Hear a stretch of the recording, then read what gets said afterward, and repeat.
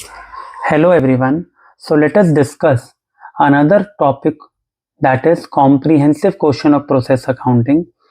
मैं आपने अभी तक देखा था, हमने प्रोसेस अकाउंट बनाना सीखा था, एबनॉर्मल गेन एबनॉर्मल लॉस का ट्रीटमेंट, नॉर्मल लॉस का ट्रीटमेंट हमने सीखा था।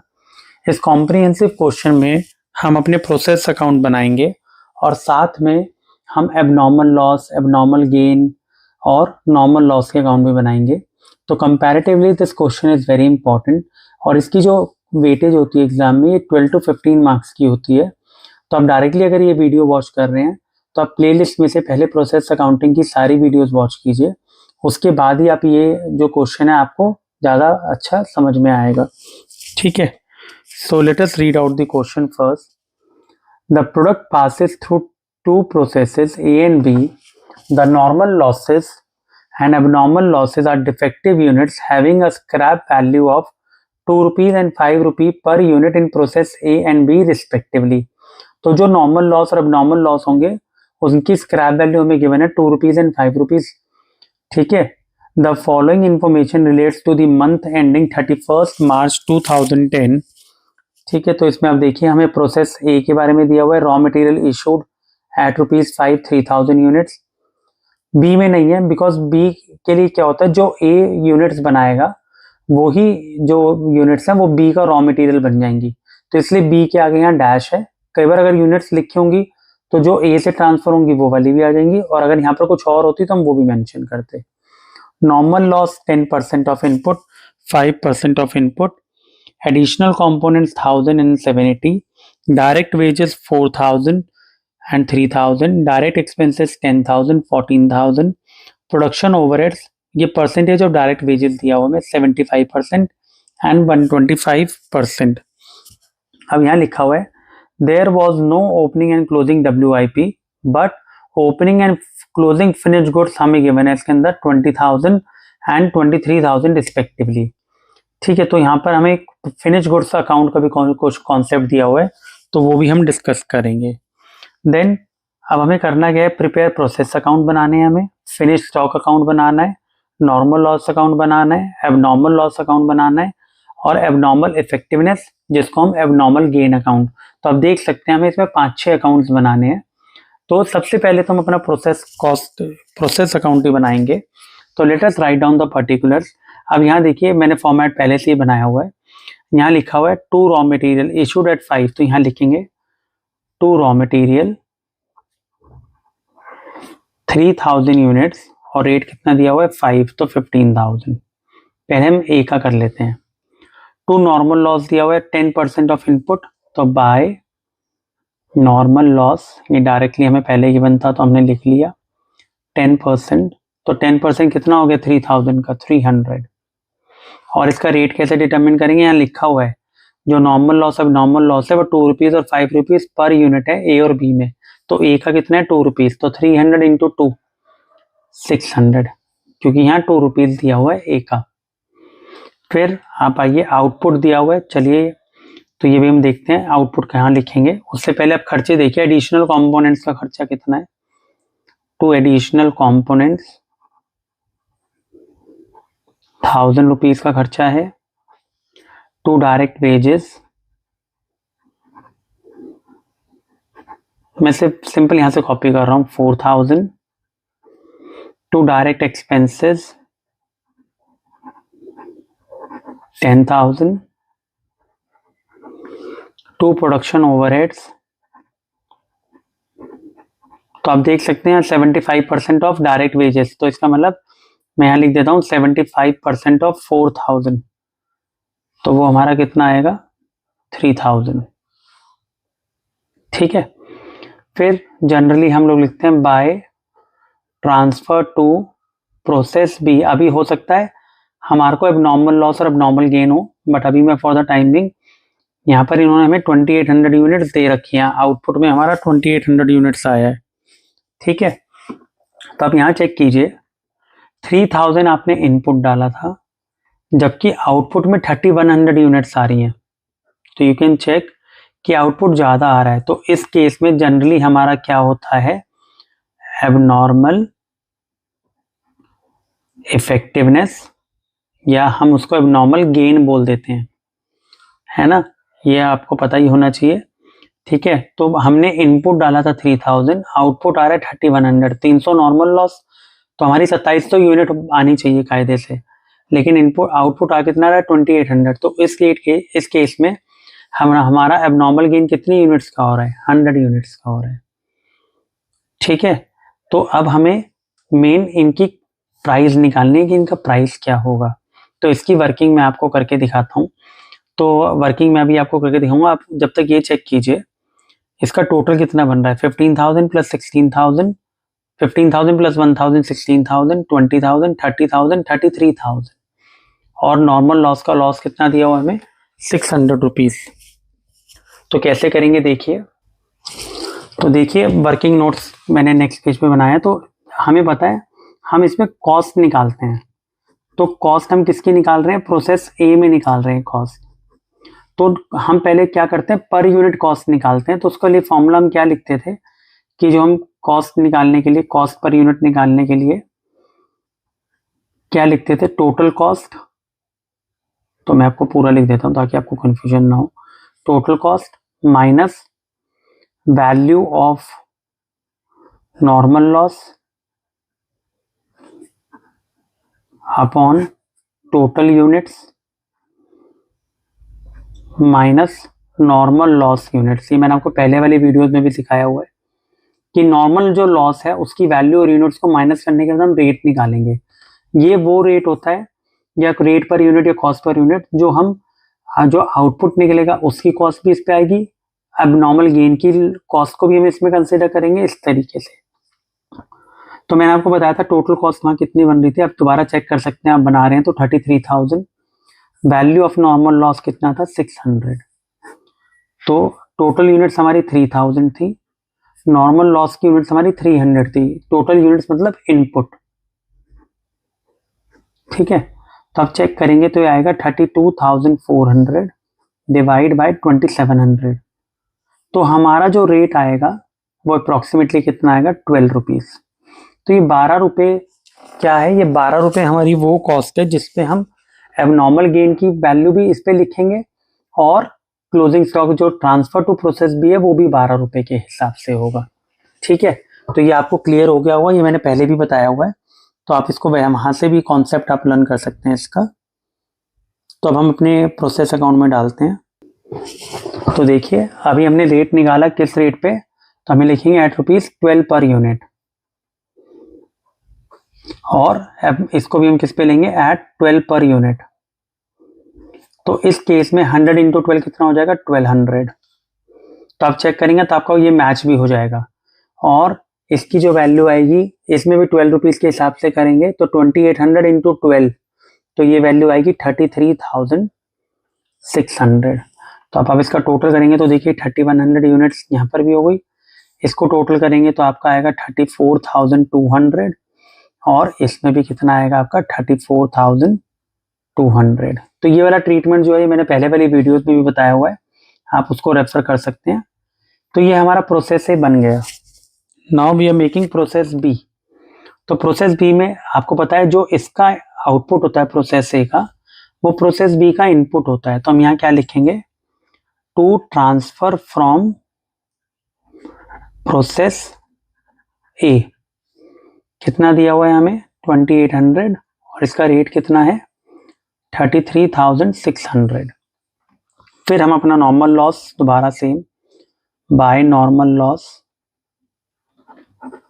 ये है 5%। तो 5% ऑफ हमारा इनपुट कितना है 2800, इसका 5% आएगा 140। और ये क्या बोल रहा है, स्क्रैप कितना है बी के केस में, क्या रेट है 5 रुपीज, तो 140 इंटू 5 तो 700 आ जाएगा। तो प्लीज आप ये आपको समझ में आ गया, नॉर्मल लॉस का जो रेट है वो ऊपर गिवन है। अब हम बाकी सारे खर्चे उतारेंगे। टू एडिशनल कंपोनेंट्स, इसका रेट 780 दिया हुआ है। टू डायरेक्ट वेजेस 3000, ठीक है। टू डायरेक्ट एक्सपेंसेस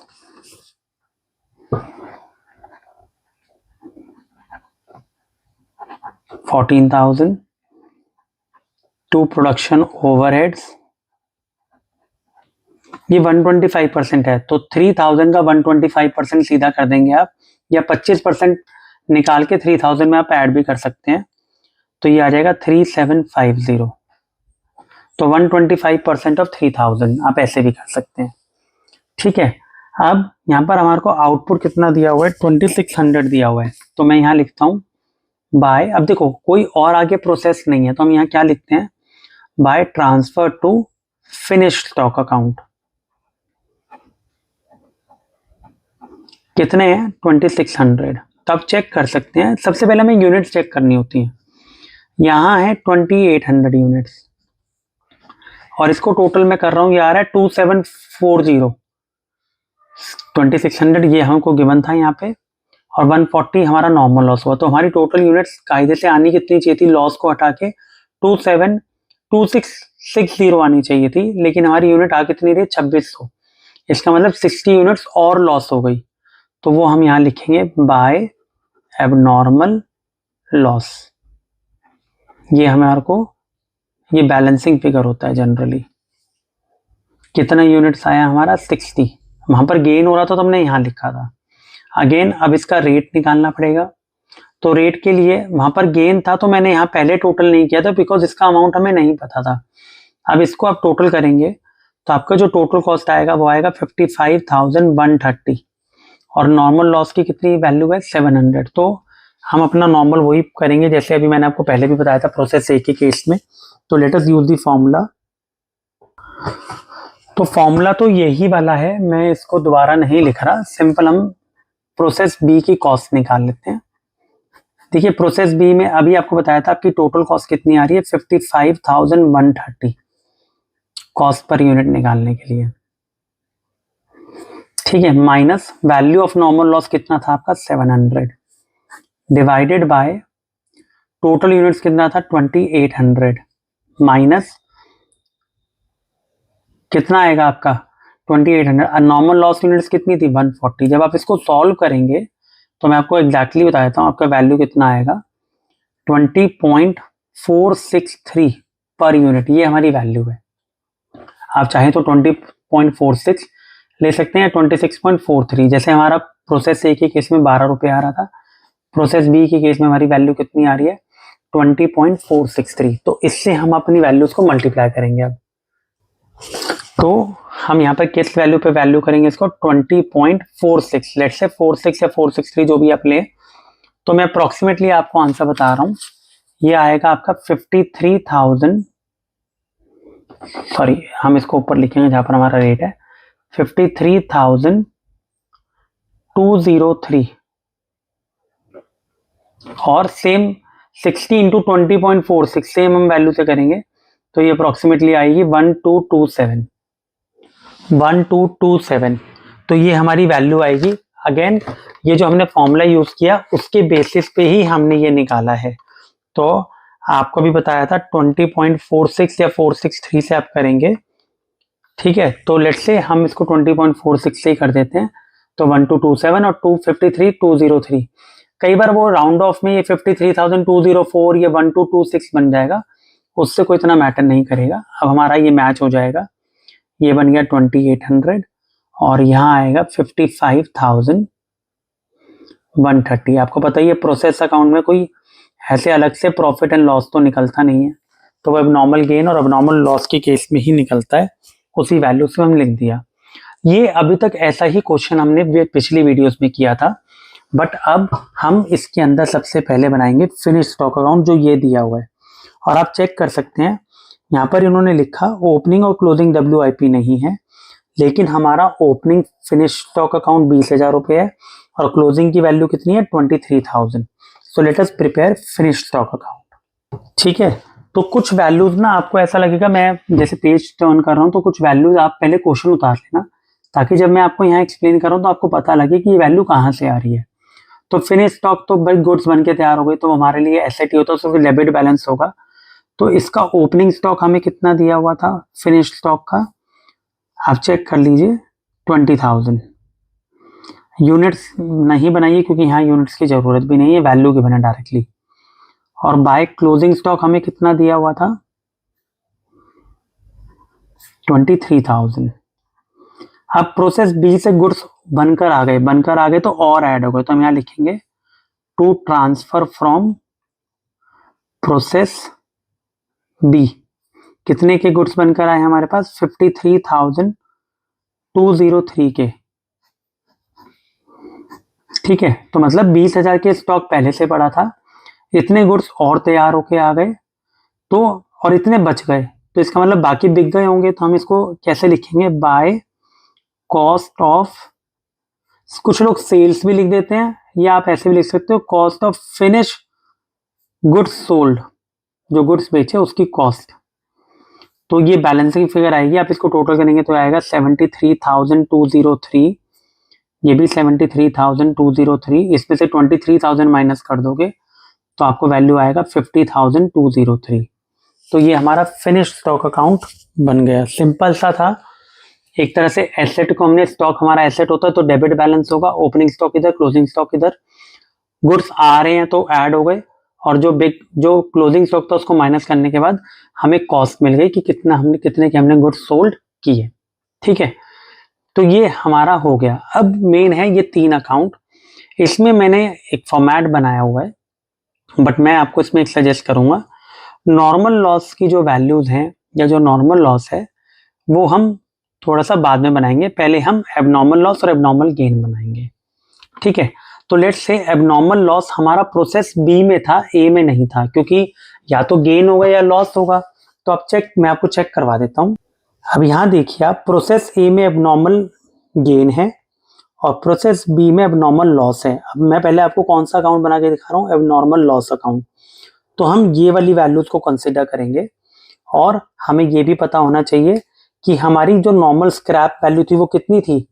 5 रुपीज, क्योंकि इसका यूज अभी हम करेंगे। तो लेट अस सी कैसे करेंगे। देखिए, एबनॉर्मल लॉस मैं अकाउंट बना रहा हूं। सबसे पहले आप यहां लिखेंगे एबनॉर्मल लॉस कौन से अकाउंट में था? To process B. कितने यूनिट से? 60 यूनिट से, और उसकी वैल्यू आपने क्या बताई? 1227। अब इसमें भी, ये मैंने आपको पहले वाली वीडियोस में भी बताया हुआ है। अब यहां पर हम 2 वैल्यूज लिखते हैं, बाय सेल प्रोसीड्स। भाई अगर हमारी ये जो वैल्यू है, और यहां पर लिखेंगे बाय कॉस्टिंग P&L अकाउंट। तो कहने का मतलब क्या है, मैंने आपको बताया कि भाई ये जो सेल प्रोसीड्स है, अगर ये एबनॉर्मल लॉस है, चाहे वो नॉर्मल लॉस हो या एबनॉर्मल लॉस हो, उसने क्या बोला था? वो यूनिट्स कितने रुपए में बिक जाएंगी मार्केट में? 5 रुपए के हिसाब से। अगर ए का एबनॉर्मल लॉस होता तो 2 रुपए में, बी का है तो 5 रुपए में।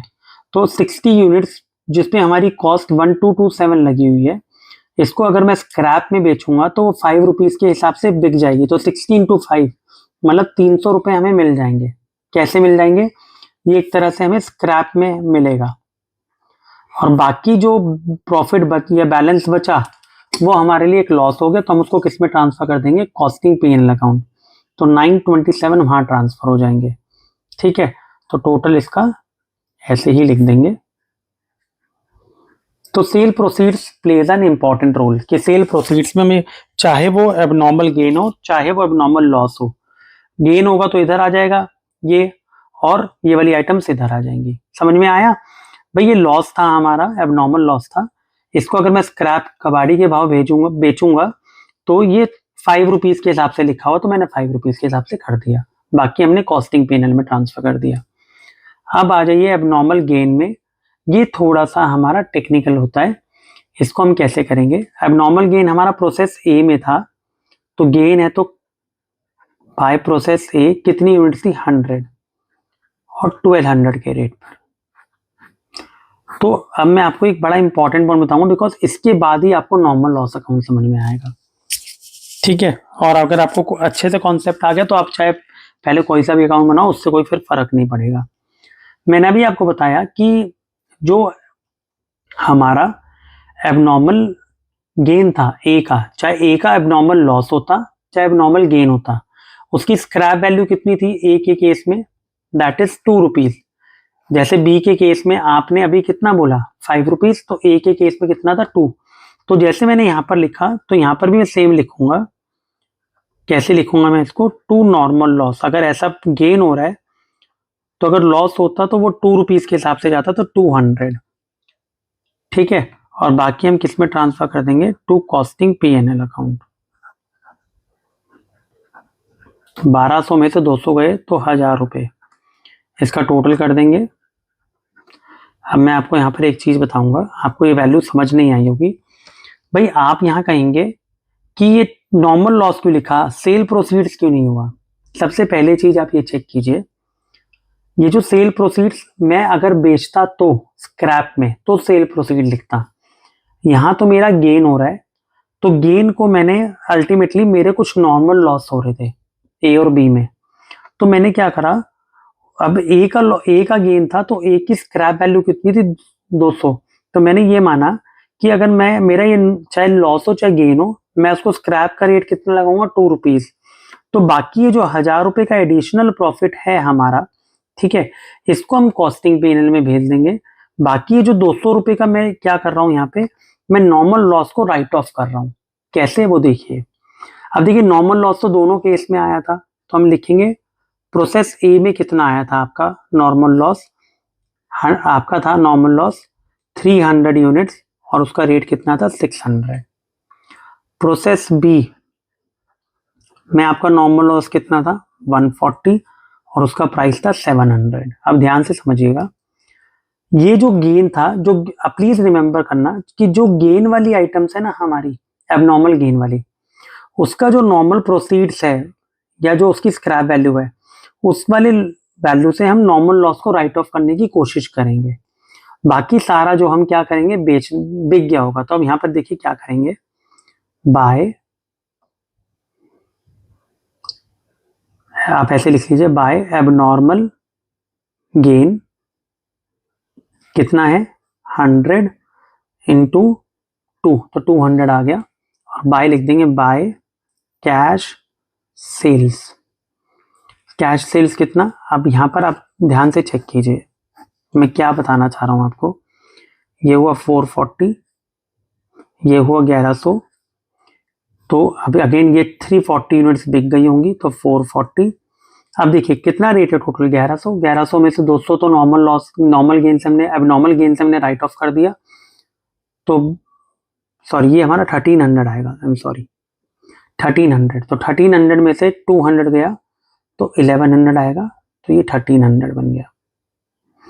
अब ध्यान से समझिए, कहने का इसमें लॉजिक क्या है। लॉजिक ये है कि भाई दोनों लॉ प्रोसेस में मेरा लॉस हो रहा था। ए में कितना लॉस हो रहा था नॉर्मल 300 और बी में कितना लॉस हो रहा था यूनिट्स का 140। I am talking about normal loss, ठीक है।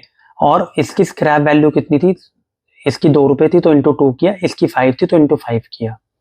मैं कहता हूं कि भाई ए प्रोसेस ए ऐसा है जहां पर मुझे एबनॉर्मल गेन हो रहा था, तो वो ये जो एबनॉर्मल गेन की जो यूनिट्स थी उससे मैं नॉर्मल लॉस को राइट ऑफ करने की कोशिश करूंगा। तो नॉर्मल लॉस ये बेसिकली अगर आप कहेंगे ये कौन सा नॉर्मल लॉस राइट ऑफ हुआ, प्रोसेस ए का।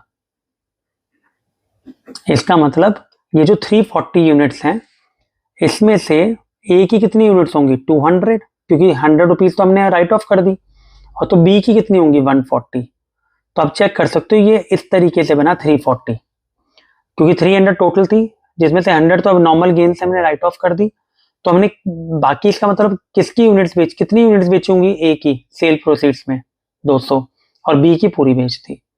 और आप ये भी चेक कर सकते हो 1100 का अमाउंट कैसे आया भाई, 100 जो यूनिट्स हमने राइट ऑफ की हैं नॉर्मल गेन से, तो उसको उसकी वैल्यू उठा दो, कितनी वैल्यू उसकी 200, तो 600 में से 200 गए तो कितना बचा 400।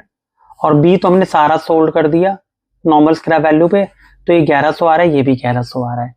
तो सिंपल आपको क्या याद रखना है, एबनॉर्मल लॉस हो चाहे एबनॉर्मल गेन हो, आप एबनॉर्मल लॉस के केस में नॉर्मल यूनिट्स उतारिए, और हम क्या करते हैं, ये जो लॉस हुआ है इसको हम स्क्रैप में बेचेंगे, तो जो वैल्यू हमें स्क्रैप से मिलेगी बाकी पैसा हम कॉस्टिंग P&L में ट्रांसफर कर देंगे।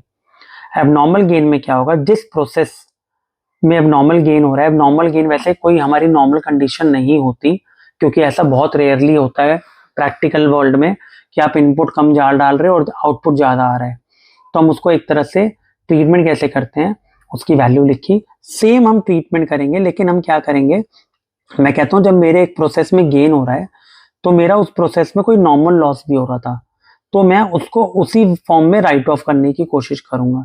तो उसकी वैल्यू कितनी लिखूंगा, 100, और उसके स्क्रैप वैल्यू कितनी थी, 2, तो 100 इंटू 200। बाकी जो है ये 1000 रुपीज का जो मेरा एडिशनल गेन हो रहा है, ये मैं कहाँ ट्रांसफर कर दूंगा, कॉस्टिंग P&L अकाउंट में। जब नॉर्मल लॉस बनाया तो दोनों का मैंने लिखा A और B का। इसमें से ये जो 100 यूनिट्स थी A वाली, ये हमने एक तरह से अब नॉर्मल गेन से शो की, एडजस्ट की, तो ऐसे दिखा दिया। और बाकी जो नॉर्मल लॉस वाली यूनिट्स थी, आपको पता था वो बिक रही थी किसमें, स्क्रैप रेट पे। तो 300 में से 100 यूनिट्स ए की एडजस्ट हो गई, तो कितनी बची, 200। तो 200 और उसका स्क्रैप रेट कितना था, 2, तो 400। और 140 वाले की कितनी थी, 5 रुपीज, तो 5। आपको ये अलग अलग से शो करने की जरूरत नहीं है, आपको सिंपल क्या करना है, टोटल करना है। अब नॉर्मल गेन वाला अमाउंट यहाँ से ट्रांसफर होगा, और ये आप नॉर्मल बैलेंसिंग फिगर भी निकाल सकते हैं। तो हमारा अकाउंट इस तरीके से बनेगा। ये थोड़ा सा टेक्निकल हो जाता है, लेकिन जब आप इसी कॉन्सेप्ट से 1-2 क्वेश्चन बुक्स में प्रैक्टिस करेंगे तो आपको ये कॉन्सेप्ट बिल्कुल क्लियर हो जाएगा। ठीक है, तो ये कॉम्प्रीहेंसिव क्वेश्चन था प्रोसेस कॉस्टिंग का। बट मैं फिर भी आपको एडवाइस करूंगा, आप इस वीडियो के साथ साथ पहले की वीडियो भी प्रोसेस अकाउंटिंग की देखिए, उससे आपको ज़्यादा बेटर अंडरस्टैंडिंग होगी इन अकाउंट्स को बनाने की। I hope the concept is clear to you. If you still have any doubts, you can mention in comment. We'll try to resolve it. And please share with your friends. Thank you.